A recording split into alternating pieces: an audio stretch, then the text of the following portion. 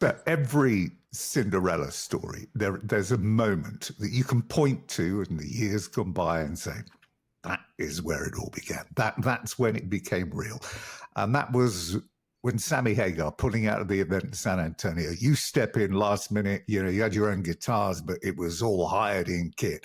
And from that moment on, you never looked back. That was it. It was the touch paper had been lit. Everything from that moment on was just 100 miles an hour. But what a moment. Yeah, Tim, it was incredible, really, because we were not ready for prime time. I mean, we were still, like a fledgling band playing. At that point, the biggest thing we'd ever play is probably like 1,000 seats or 1,500 seats or something like that. And the municipal auditorium was 5,500. It's burned down now, but that was a big leap. Plus, it was a leap into Texas, where we'd never been.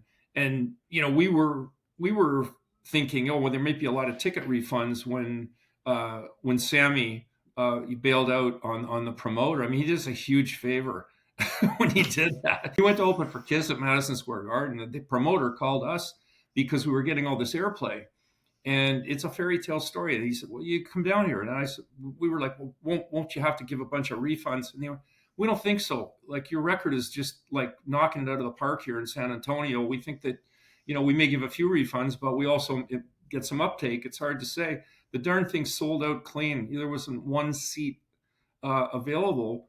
We go down there, we're scared to death because, like I said, we're way over our heads at this point. But from the minute we walked on stage to the minute we left stage, it was like two different bands, because when we're in the dressing room before we go on, we're kind of scared to death. Well, we've never done this before. I hope we don't screw it up. And then when we came off, after the place was going crazy and encores and everything like that, and we're in the dressing room, this is the first time we ever played a big venue, or biggest at that point it was, and we realized it worked.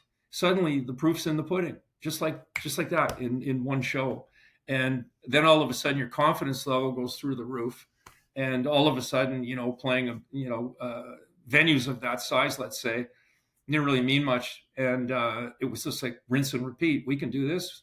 And then, of course, it's a very easy leap from 5,000 to 10,000, 10,000 to 15,000, and then, to festivals and 100,000.